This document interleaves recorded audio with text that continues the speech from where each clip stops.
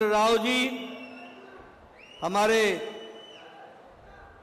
वशिष्ठ रेड्डी जी, श्री भाग्य रेड्डी जी, श्री वेंकटेश्वर राव जी, श्री सम्मर मूर्ति जी, श्री श्रीनिवास गौड़ जी, सुभाष चंद्र जी, मुरुगनंदन जी, श्रीनिवास रेड्डी जी, बंदारू प्रसाद जी, हमारे सभी वाइस प्रेसिडेंट्स, हमारे स्टेट एग्जीक्यूटिव के सदस्य और बड़ी संख्या में यहां उपस्थित देवी और सज्जनों, मेरे नौजवान साथी और मीडिया के मेरे साथी, प्रिंट मीडिया और इलेक्ट्रॉनिक मीडिया के मेरे साथी, सबसे पहले तो जब मैं नालगोंडा में आया हूं तो मैं जिसे दक्षिण की वाराणसी कहे जाने वाले प्रसिद्ध स्वयंभू शंभू लिंगेश्वर स्वामी मंदिर को मैं नमन करता हूं और देवी रेणुका यल्लम्मा, उनको भी मैं नमन करके अपनी बात को प्रारंभ करता हूं। मित्रों, अभी अभी सैदी रेड्डी जी ने आपको नालगोंडा के विकास के लिए जिस तरीके की बातें योजनाबद्ध तरीके से बताई हैं, वह इस बात को बताता है कि इन्होंने मन में ठान लिया है कि अगले 5 साल में मोदी जी के नेतृत्व में नालगोंडा का चहुमुखी विकास करके हटेंगे और विकास ले जाएंगे। मित्रों, ये जो नया पॉलिटिकल कल्चर, ये जो नया राजनीतिक संस्कृति, ये जो राजनीति की परिभाषा, ये जो राजनीति के काम करने का तरीका, ये आज विद्यमान है तो इसलिए है क्योंकि भारत के यशस्वी प्रधानमंत्री ने भारत की राजनीति का चाल चरित्र और संस्कृति को बदल दिया है। इस कारण से ये हुआ है। अभी अभी सैदी रेड्डी जी कह रहे थे कि कांग्रेस पार्टी का कोई भी नेता, उनका कैंडिडेट आ करके एक मंच पर वार्तालाप कर ले, डिस्कशन कर ले और दूध का दूध, पानी का पानी हो जाएगा, सच्चाई सामने आ जाएगी। ये कहने की हिम्मत इसलिए है क्योंकि मोदी जी ने देश को आगे बढ़ाने में कोई कसर नहीं छोड़ी है और कांग्रेस पार्टी ने देश को पछाड़ने में और पीछे रखने में भी कोई कसर नहीं छोड़ी थी। इस बात को हमको समझना चाहिए। मैं यहां कहना चाहता हूं, आज मोदी जी के नेतृत्व में सैदी रेड्डी जी के माध्यम से हम मजबूत सरकार बनाने की बात कर रहे हैं और वो मजबूर और लाचार सरकार बनाने की बात कर रहे हैं। हम मजबूत सरकार बोलते हैं तो हमारे आवाज में ये ताकत है मोदी जी में कि जिन्होंने पाकिस्तान में घुसकर सर्जिकल स्ट्राइक किया और एयर स्ट्राइक किया पाकिस्तान में घुसकर। और ये मजबूर सरकार, जब आतंकी हमले होते हैं तो पाकिस्तान को आतंकियों का डोजियर भेजते हैं। एक तरफ कांग्रेस पार्टी के राज में, यूपीए के राज में कश्मीर के अलगाववादी लोगों को ये निमंत्रण दिया जाता है कि आओ और प्रधानमंत्री कार्यालय में वार्तालाप करो, और मोदी जी के राज में धारा 370 को धाराशाही करके एक देश में एक विधान, एक संविधान, एक प्रधान बना करके रहते हैं।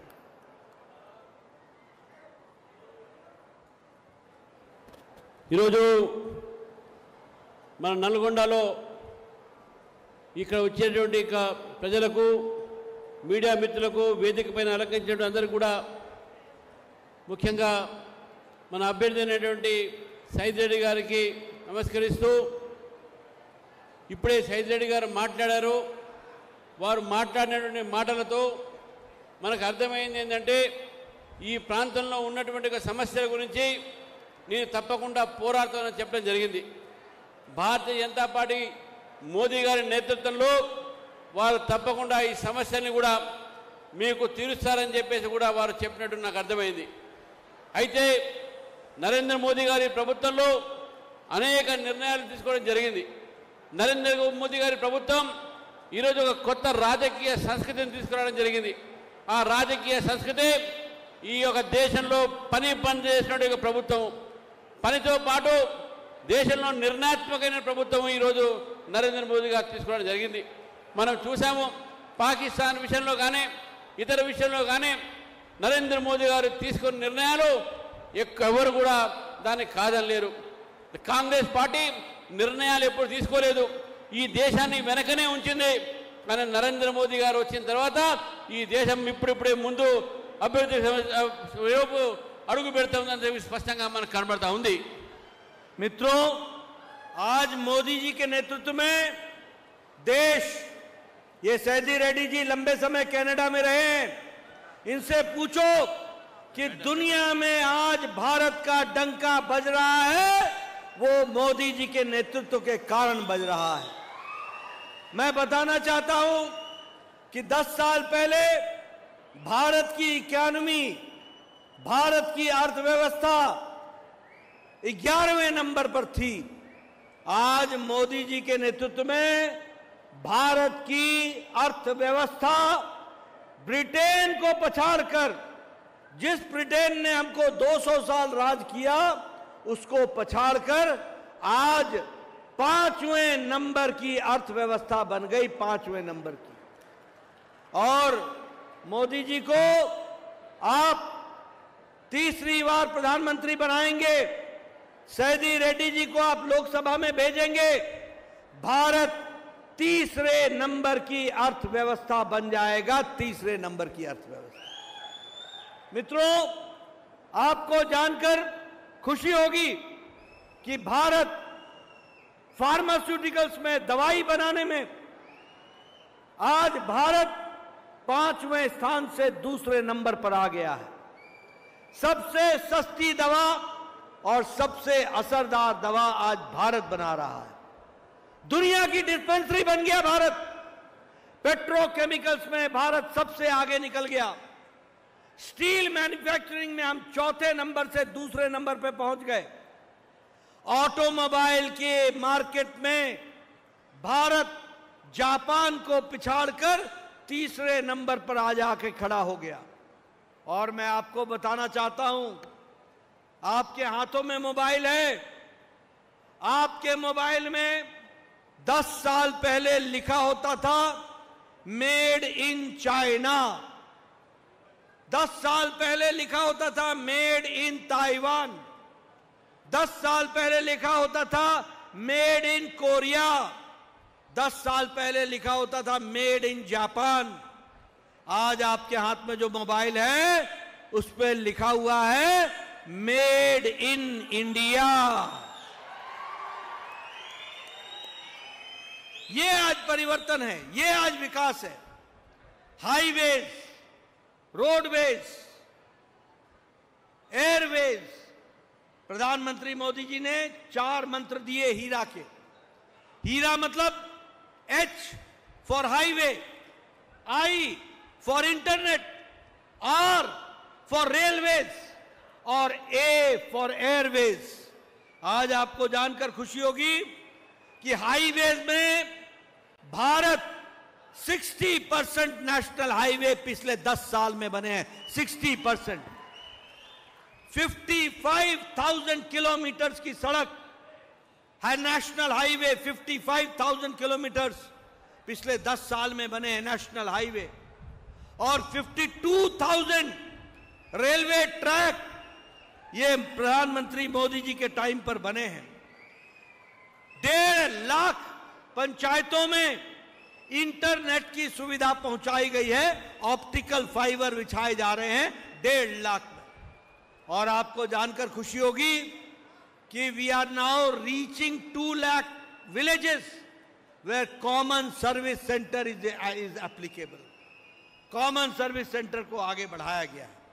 इसलिए मोदी जी के नेतृत्व में देश आगे बढ़ रहा है। हाईवेज, रोडवेज, एयरवेज में बताना चाहूंगा, in 2014 there were 74 airports, in 2024 there are 148 airports, just double, दुगने एयरपोर्ट्स बन गए हैं।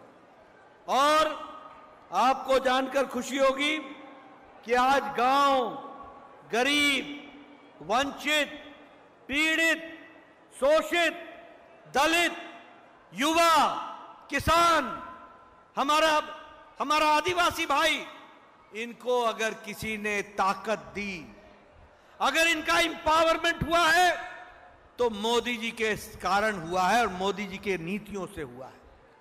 मैं आपको बताना चाहूंगा, प्रधानमंत्री गरीब कल्याण अन्न योजना, जब मैं प्रधानमंत्री गरीब कल्याण अन्न योजना की बात करता हूं तो 80 करोड़ और तेलंगाना के 2 करोड़ लोगों को मोदी जी हर महीने 5 किलो गेहूं या 5 किलो चावल और 1 किलो दाल दे रहे हैं। और आपको जानकर खुशी होगी कि आज भारत की गरीबी के रेखा से नीचे रहने वाले बीपीएल लोग 25 करोड़ लोग, 25 करोड़ लोग अब एपीएल में आ गए हैं, बिलो पॉवर्टी लाइन से निकल करके एपीएल में आ गए हैं।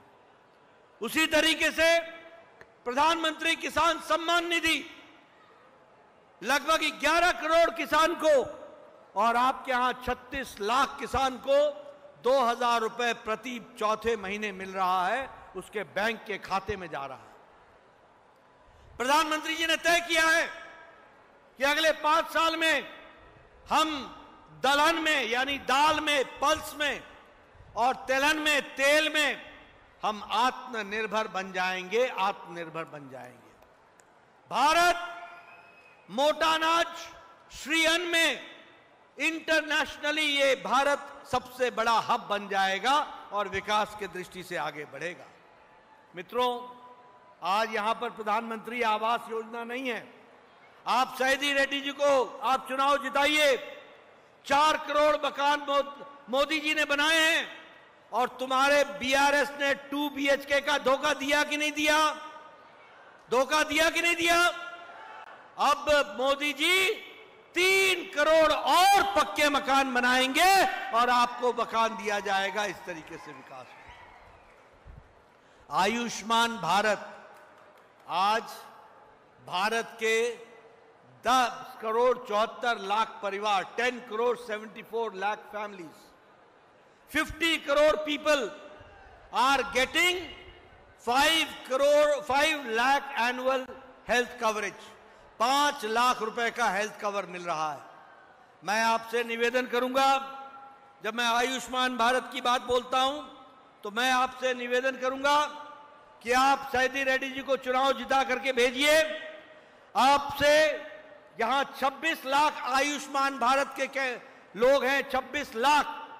अब मोदी जी ने तय किया है, जितने भी इस देश में 70 इयर्स 70 साल से ऊपर की कोई माता है या 70 साल से ऊपर का कोई बुजुर्ग है, किसी भी जाति का, किसी भी मजहब का, किसी भी इलाके का, किसी भी आमदनी के कैटेगरी का, सबको मोदी जी के तरफ से 5 लाख रुपए का आयुष्मान भारत का कार्ड मिलेगा और उनको जोड़ा जाएगा। इस तरीके से काम होगा। हमारे किन्नर भाइयों को भी 5 लाख रुपए का हेल्थ कार्ड मिलेगा।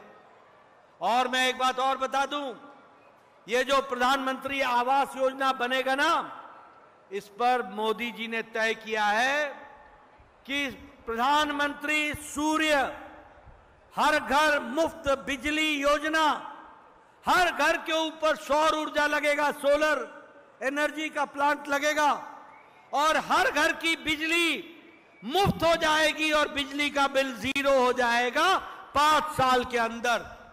और जो बिजली का बिल जो आपका 0 हो जाएगा और जो आप बिजली खर्च करने से रह जाएंगे, वह बिजली सरकार खरीद लेगी और आपको आमदनी का साधन मिलेगा। इसलिए मित्रों, हर तरीके से विकास को जोड़ने का काम किया है। मैं यहां यह भी बताना चाहता हूं कि हमारे सैदी रेड्डी साहब, जो हमारे बहुत ही होनहार कार्यकर्ता हैं और एमएलए रहे हैं, अब ये लोकसभा में जाएंगे तो मैं युवाओं को बोलना चाहता हूं, यूथ को बोलना चाहता हूं, जब भारत तीसरे नंबर की इकॉनमी बनेगी तो नालगोंडा में भी विकास होगा और एम्प्लॉयमेंट मिलेगा और युवाओं को जोड़ा जाएगा, उसको आगे बढ़ाया जाएगा। मित्रों, मैंने आपको मोदी जी के विकास की कहानी बताई, सारी बातें मैंने आपसे तफसील से रखी। कैसे इंफ्रास्ट्रक्चर बढ़ रहा है, कैसे गांव, गरीब, महिला, युवा, किसान सबकी चिंता हो रही है, कैसे नए नए आयाम स्थापित हो रहे हैं, कैसे युवाओं के अरमानों को पंख लग रहा है, कैसे महिला सशक्तिकरण हो रहा है, विमेन एम्पावरमेंट हो रहा है, कैसे किसानों का एम्पावरमेंट हो रहा है, कैसे ट्राइबल को ताकत दी जा रही है, कैसे हमारे दलित भाइयों को ताकत दी जा रही है। लेकिन मैं ये बताना चाहता हूं कि कांग्रेस पार्टी और बीआरएस, ये लोग आपके हक को छीनने की तैयारी कर रहे हैं, आपके हक को छीनने की तैयारी कर रहे हैं। कांग्रेस पार्टी ने कहा है कि वह माइनॉरिटीज को प्रेफरेंस देंगे। मतलब क्या हुआ? मतलब यह हुआ जो उन्होंने जॉइंट आंध्र प्रदेश में किया था, और वो जॉइंट आंध्र प्रदेश में उन्होंने क्या किया था? एससी का, दलित का, शेड्यूल कास्ट का, एसटी का, आदिवासी भाई का, ट्राइबल का और ओबीसी का और अति पिछड़ा का रिजर्वेशन पे डाका डाल के मुस्लिम माइनॉरिटी को आपका कोटा दे दिया गया था, आपका कोटा दे दिया गया था। बोलो, ऐसी सरकार को लाओगे क्या? जरा जोर से बोलो, ऐसी सरकार को लाओगे क्या जो आपके एससी भाई, एसटी भाई, ओबीसी का रिजर्वेशन का कोटा डाका डाल दे? और एक बार नहीं किया, आंध्र प्रदेश में 4 बार किया, 4 बार कांग्रेस की सरकार ने, 4 टाइम्स, और चारों बार कोर्ट ने इनके ऑर्डर को निरस्त किया और तब आपका हित बच सका है। मित्रों, मैं बताना चाहता हूं, कर्नाटक में ओबीसी का 4% का रिजर्वेशन काट के, डाका डाल के मुस्लिम को देने का काम सिद्धारमैया की सरकार ने किया। और जब हमारी सरकार आई, बोमई सरकार, तो हमने वापस ओबीसी को उसका हिस्सा दिलाया और सिद्धारमैया फिर से बुरी नजर लगाकर उनका हिस्सा लेने लगा है। मित्रों, मैं आपसे कहना चाहता हूं, ये कांग्रेस पार्टी को कभी आने मत देना। बीजेपी, मोदी जी, सैदी रेड्डी को लाना। मैं विश्वास दिलाता हूं, एससी, एसटी, ओबीसी किसी का भी आधा % भी रिजर्वेशन का हक नहीं जाने देंगे, पूरी ताकत से आपके साथ खड़े रहेंगे। मित्रों, ये भ्रष्टाचारी कांग्रेस पार्टी, ये तुष्टीकरण करने वाली कांग्रेस पार्टी, ये राम विरोधी है, एंटी राम है। सोनिया गांधी की सरकार यूपीए ने कोर्ट में एफिडेविट दिया और क्या कहा? राम काल्पनिक है, राम इमेजिनरी है। जाओ जाके देखो सुप्रीम कोर्ट के एफिडेविट को। राम काल्पनिक है, राम इमेजिनरी है, इसका कोई ऐतिहासिक वजूद नहीं है। There is no historical evidence. और साथ में कहा इसका कोई साइंटिफिक, इसका कोई वैज्ञानिक आधार नहीं है। आप बताइए, कपिल सिब्बल ने कोर्ट में कहा था कि नहीं कहा था कि राम जन्मभूमि का केस को लटकाओ, अटकाओ, भटकाओ? कहा था कि नहीं कहा था?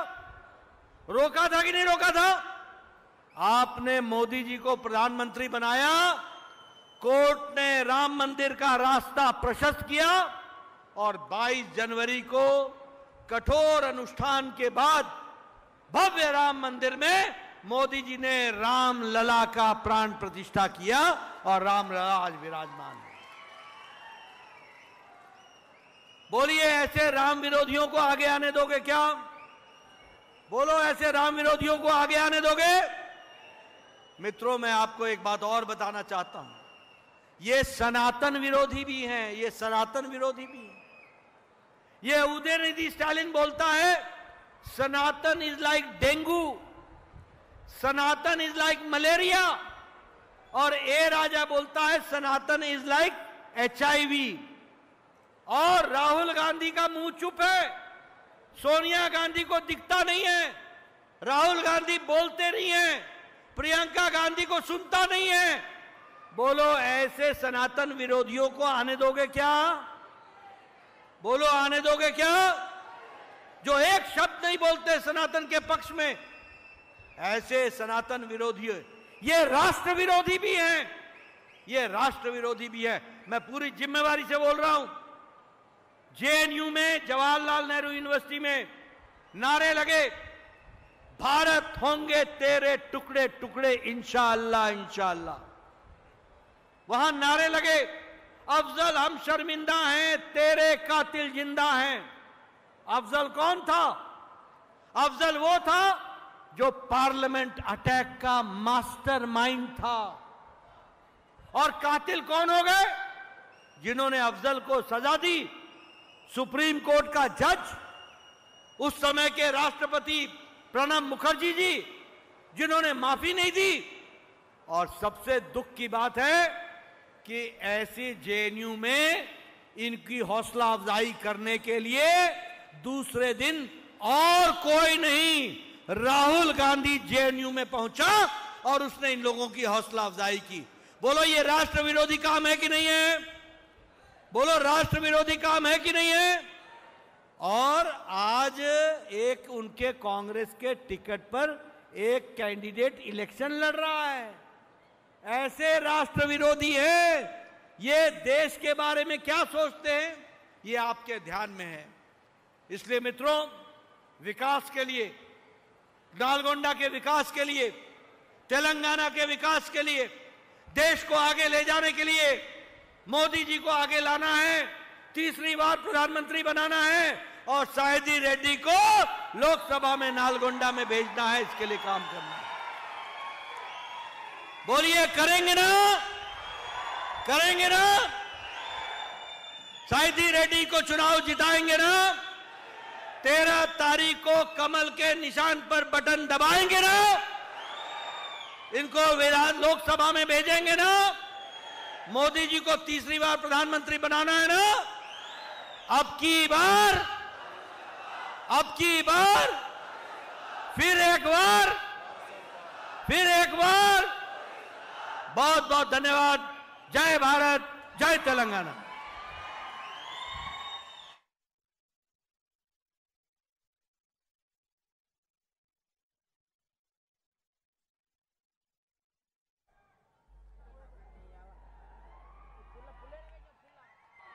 హలో హలో హలో హలో పెట్టు పెట్టు తొందర పెట్టన్నా. డప్పు ఓకేనా? డప్పు. హలో